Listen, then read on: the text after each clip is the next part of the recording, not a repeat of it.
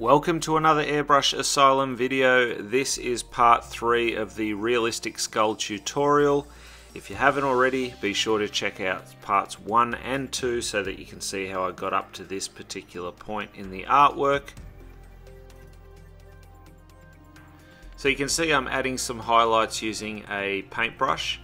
So I'm still using Trident airbrush paints. I've mixed up a light sand, so predominantly mixing the majority with white and then adding some drops of sand to that just to make it more of like a off-white bony color.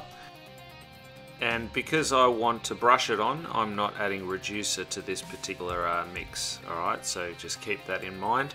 I'm going to come in with this color as well later as a highlight tone. So if you want to separate the mix once you've mixed it up, make a little bit more so that you've got enough to airbrush with as well for the highlights. Alright, so you can have two separate batches going, one which is unreduced for the paintbrush and one which is reduced to your liking for the airbrush. And we will get to that later in this video.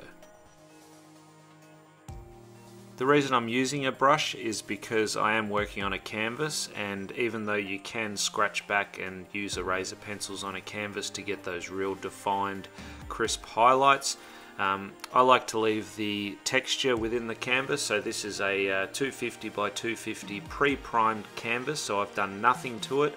I've just worked straight on with my Trident paints. And because it hasn't been primed, I'm retaining that texture within the canvases, which is really what I want. So hence why I'm using the brush. So the brush allows me to get those real defined white highlights and that contrast that I'm looking for from the airbrushing and the harsher sort of highlight that the brush will create. So I will blend some of these out a little bit utilizing the airbrush later on, but at this stage I just want to get that real defined contrast, okay?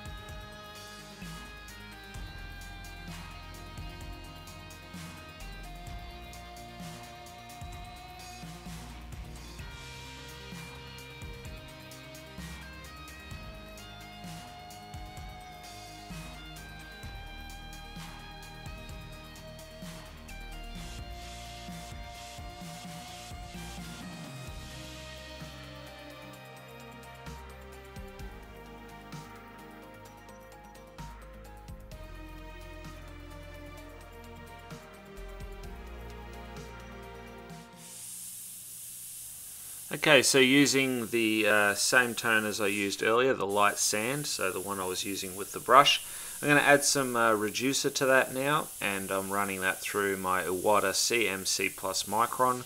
This particular airbrush runs a 0.23mm needle nozzle setup, so it allows for a nice fine detailing.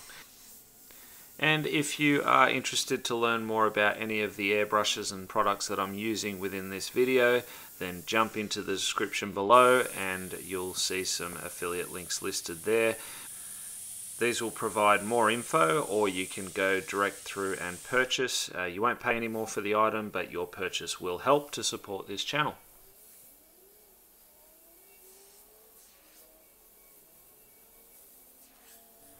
So the reason I'm using the airbrush to soften some of those highlights is obviously the highlight will become extremely sharp as I've used a brush to create it.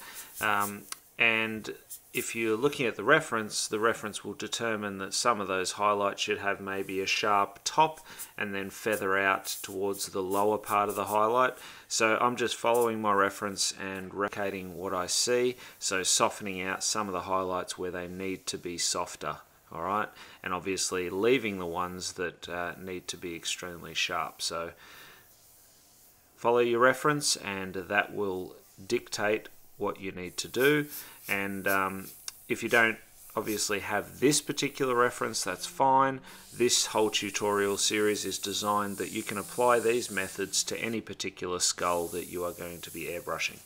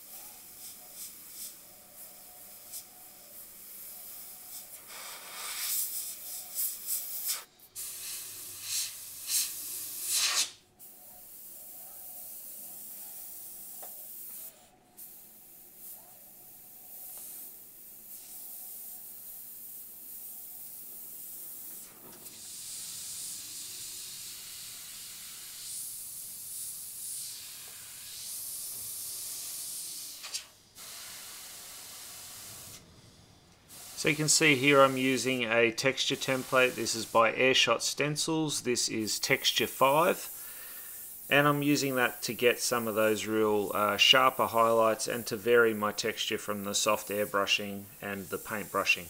So utilizing all these different tools is going to help to create a better looking artwork. And in this case, a more realistic looking one.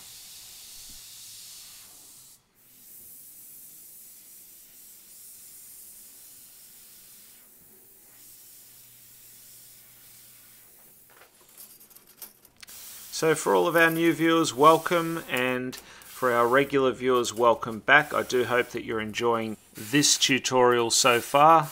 If you are, give it a thumbs up, share it out, and let's build this airbrushing community together. And if you are enjoying our content and you haven't already, feel free to hit subscribe, tap on that bell icon, and that will notify you every time I put out a new video.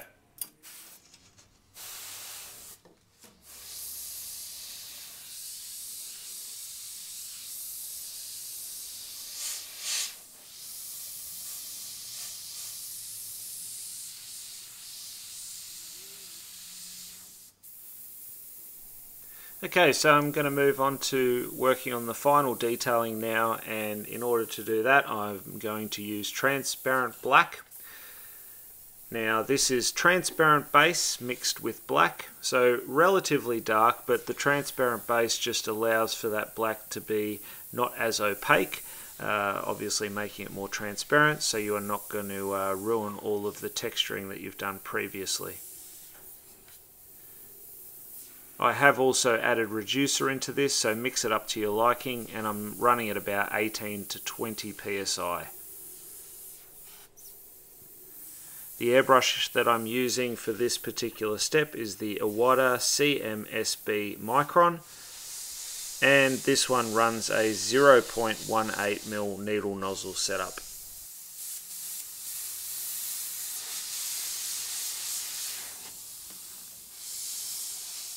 The freehand template that I'm using here is part of the Fire Tool template set. So these have varied curves, obviously designed to create real fire, but I use these stencils for all sorts of different applications.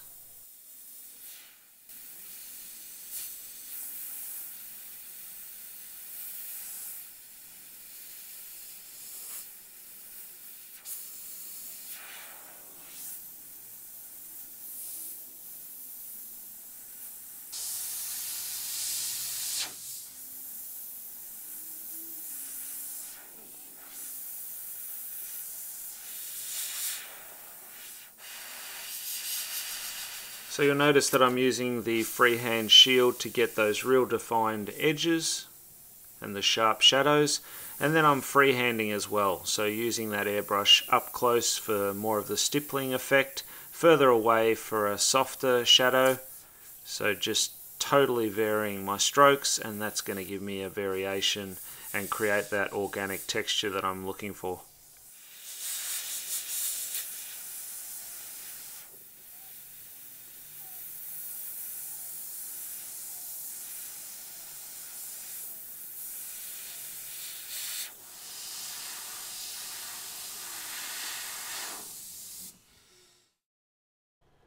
Just coming in again with the brush and just adding some extra highlights, utilizing that light sand color.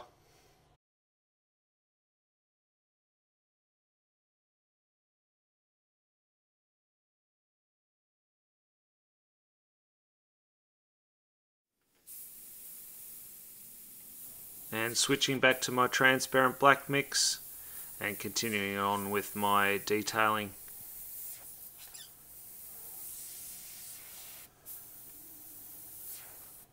So the reason I enjoy using this particular airbrush, especially for my final detailing, is because it is a side feed airbrush, meaning that the cup is out of my line of sight, and obviously because it also runs the 0.18mm needle nozzle setup, which allows for that real fine detail.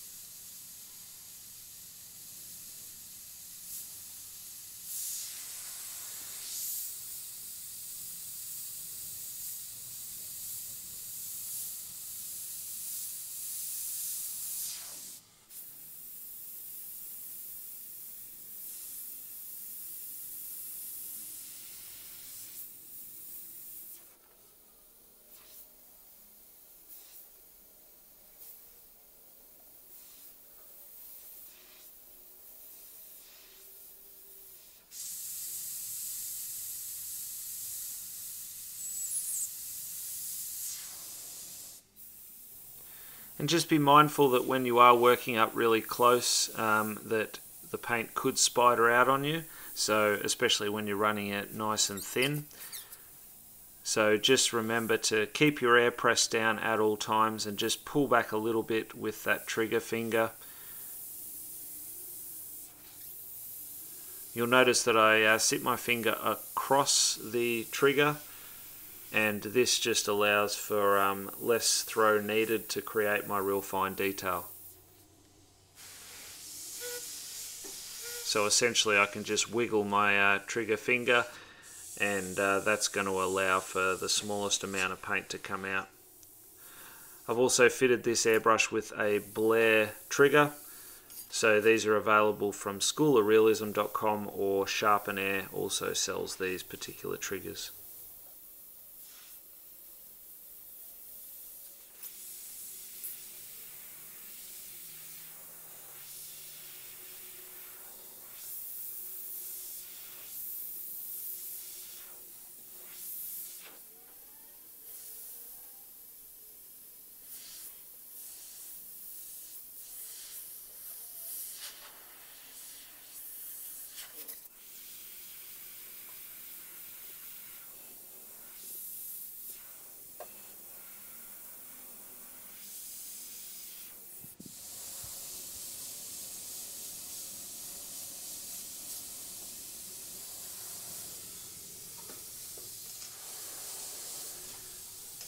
So coming in with another freehand template here. This is the Snap Dispersion template, designed by Drew Blair and Paul McDonald.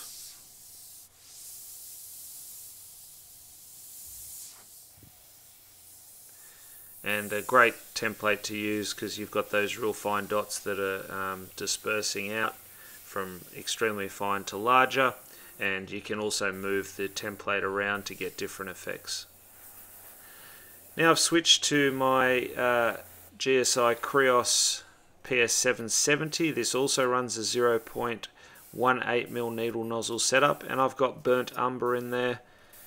which is Createx illustration colors. I have reduced this. Some people like to run it unreduced, but I have put reducer in. I tend to reduce all my paints. It's personal preference again. And using that burnt umber, that's giving me that browny red sort of tinge that I want. Again, nice and easy with this, not going too heavy too quick, and just build it up. So take your time. I'm also using that texture template to add a bit more depth to my texturing with this tone. And because Createx illustration colors are transparent, it's not going to impact on the underlying tones that I've already created.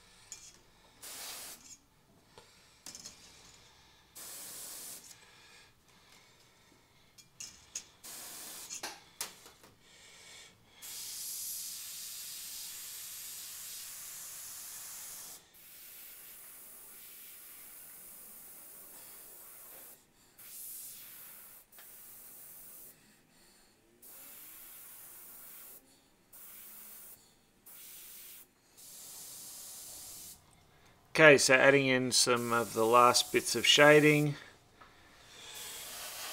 just to darken off certain areas. And here is the completed skull canvas.